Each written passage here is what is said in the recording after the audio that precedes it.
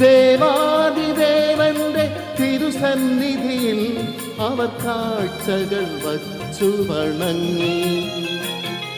യഹൂദിയായിലെ ഒരു ഗ്രാമത്തിൽ ഒരു ധനുമാസത്തിൻ കുളിരും രാവിൽ രാപ്പാർത്തിരുന്നൊരു അജപാലകർ ദേവനാദം കേട്ടു ആമോദരാ.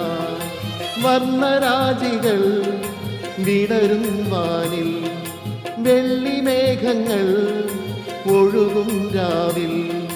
താരകാ രാജകുമാരിയോടൊപ്പന്നു തിങ്കൾ കല പാടി ഗ്ലോറിയ.